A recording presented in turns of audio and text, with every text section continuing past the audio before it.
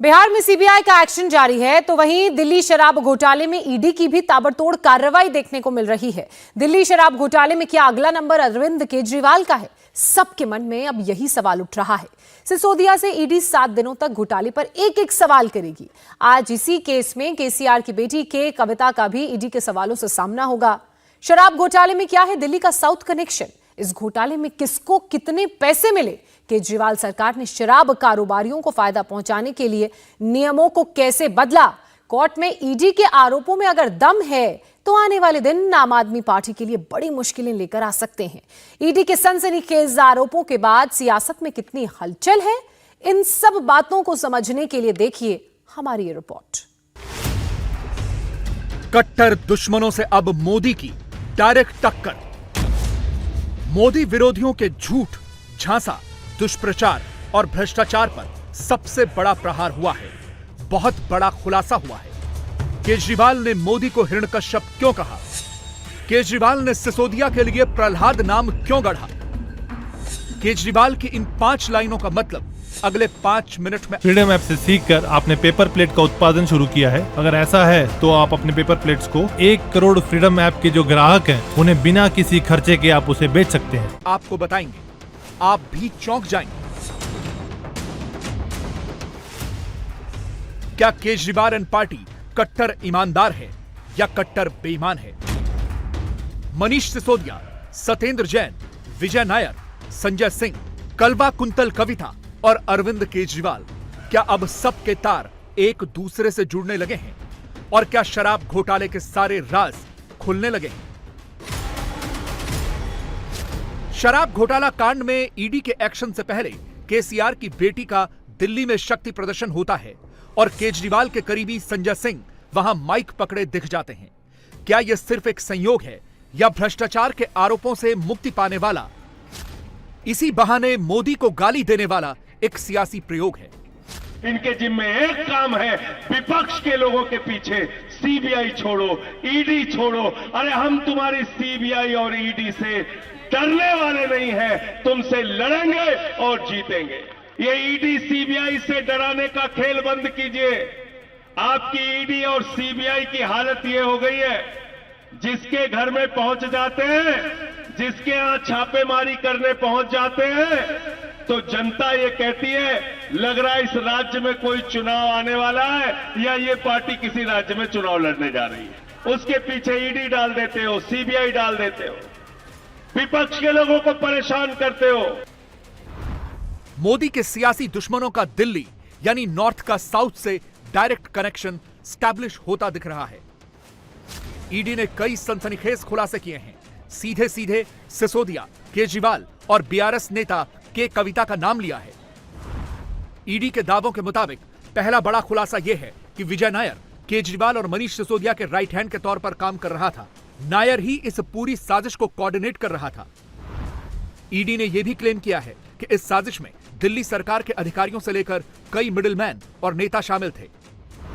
ED ने जो 3 नाम लिए हैं वो हैं विजय नायर, मनीष सिसोदिया और के कविता।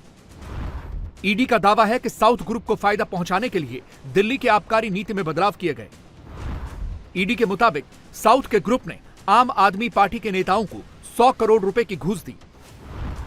ईडी ने दावा किया कि विजय नायर और के कविता की एक मीटिंग हुई थी जिसमें नायर यह दिखाना चाहता था कि वो आबकारी नीति को इन्फ्लुएंस कर सकता है।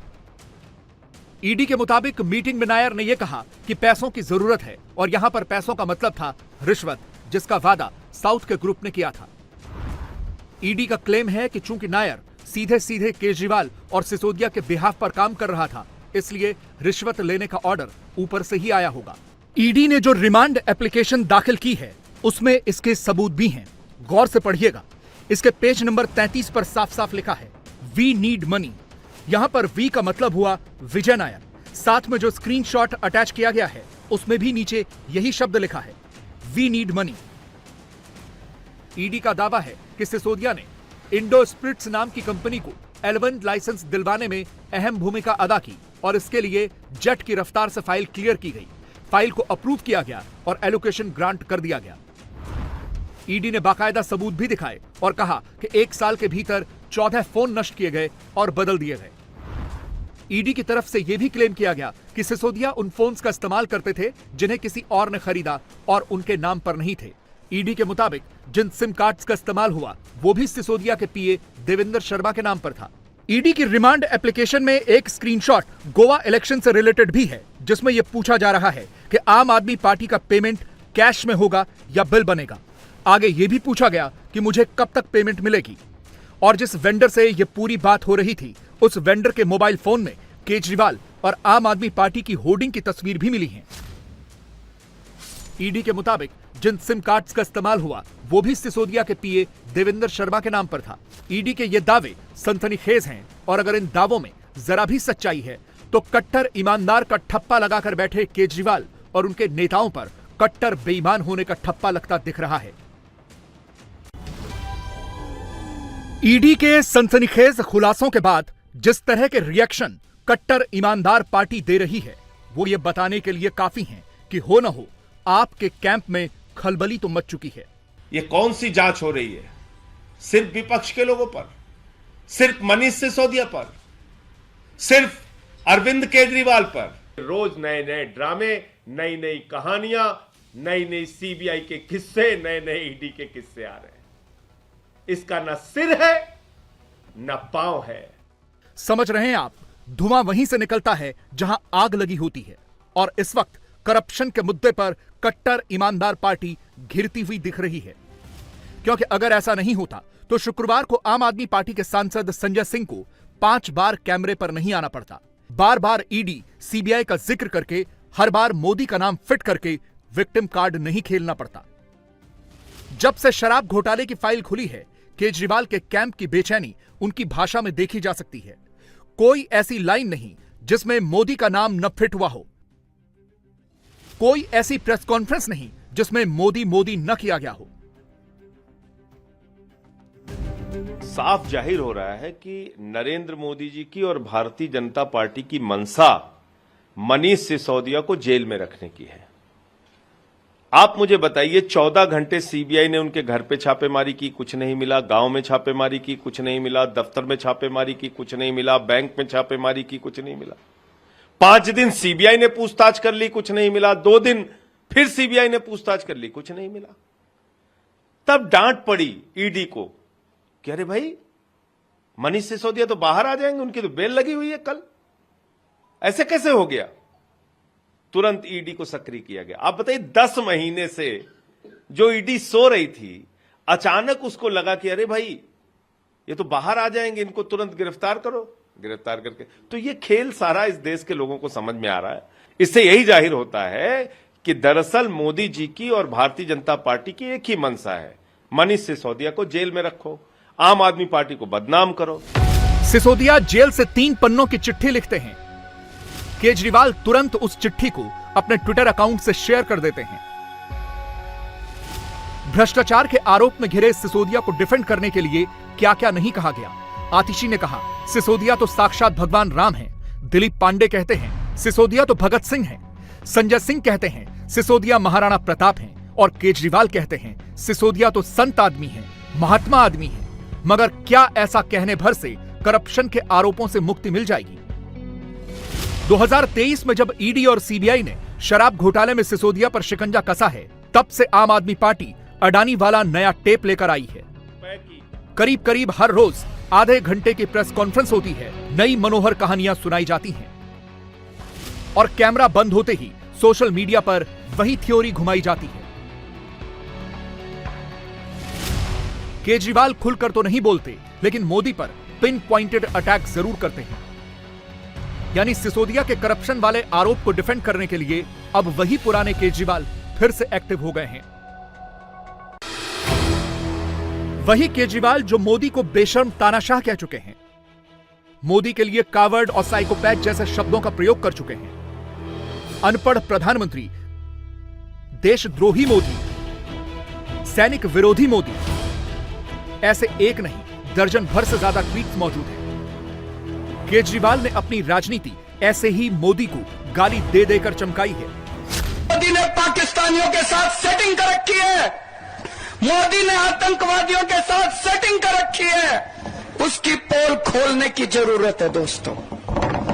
आज जब आप गांव गांव के अंदर में जाओगे, कुछ लोग भ्रमित हैं, कुछ लोग कहते हैं मोदी राष्ट्रवादी है, कुछ लोग कहते हैं मोदी देशभक्त है। आज आपकी जिम्मेदारी है जाके कहना कि मोदी जैसे बड़ा देशद्रोही कोई नहीं है। दोस्तों, केजरीवाल की पॉलिटिक्स के पैटर्न को डिकोड करने पर यह पता चलता है कि जब उन पर मुसीबत आती है, जब वो फंसते दिखते हैं, तभी वो मोदी के खिलाफ अनाप शनाप फैलाते हैं। इसे 2022 के एग्जाम्पल से समझिए। 2022 में 5 राज्यों के विधानसभा चुनाव हुए। 5 में से 4 राज्यों में आम आदमी पार्टी चुनाव लड़ी और तब केजरीवाल ने 38 चुनावी भाषण दिए, लेकिन एक बार भी मोदी का नाम नहीं लिया। केजरीवाल ने तब चुनाव के ऐलान के बाद सिर्फ 2 प्रेस कॉन्फ्रेंस में मोदी का जिक्र किया, लेकिन मोदी पर पॉलिटिकल अटैक नहीं किया। फैक्ट यह है कि मई 2019 में नतीजे आने के बाद ही केजरीवाल ने ट्विटर पर मोदी का नाम लेना छोड़ दिया था। 19 के लोकसभा चुनाव के दौरान तो केजरीवाल ने ट्विटर पर पूरे 27 बार प्रधानमंत्री का जिक्र किया था, लेकिन 19 के नतीजों के बाद मोदी का नाम लेना बंद कर दिया। केजरीवाल ने ऐसा इसलिए किया क्योंकि उन्होंने जब जब मोदी पर डायरेक्ट अटैक किया, हर चुनाव में मोदी को ही उसका फायदा मिला। आम आदमी पार्टी को भारी नुकसान हुआ। लेकिन 2023 में सिसोदिया के मामले में केजरीवाल ने बार बार मोदी का ही नाम लिया है। On camera off camera Modi Modi ही किया है। तो क्या 24 से पहले ये केजरीवाल की बदली हुई स्ट्रेटजी है? फ्रीडम ऐप से सीखकर आपने पेपर प्लेट का उत्पादन शुरू किया है। अगर ऐसा है तो आप अपने पेपर प्लेट्स को 1 करोड़ फ्रीडम ऐप के जो ग्राहक हैं उन्हें बिना किसी खर्चे के आप उसे बेच सकते हैं। या फिर कहीं कट्टर ईमानदार पार्टी के कट्टर नेता को अब ये तो नहीं लगने लगा है कि सिसोदिया के बाद अब उनका नंबर आने वाला है, क्योंकि बीजेपी तो यही संकेत दे रही है। मैं तो कहता था मनीष सिसोदिया को कि भैया विलोम करना सीख लो, थोड़ा भस्त्री का प्राणायाम करना सीख लो, क्योंकि उप मुख्यमंत्री वाली सुविधा बिहार में नहीं मिलती है। बिहार में तो चक्की पीसनी पड़ती है। जब कोई भ्रष्टाचार में फंसते हैं तो इनको शहीद भगत सिंह याद आते हैं, महात्मा गांधी याद आते हैं। मैं केजरीवाल को कहना चाहता हूं, चाहे महात्मा गांधी का परिक्रमा कर लो, चाहे राहुल गांधी की परिक्रमा कर लो, तुम्हें अब कोई गांधी नहीं बचा पाएगा। तुम्हें अब कोई तेलंगाना का सीएम, कोई लालू यादव, ये कोई लोग नहीं बचा पाएंगे। जब तुमने भ्रष्टाचार किया है तो जेल जाना पड़ेगा।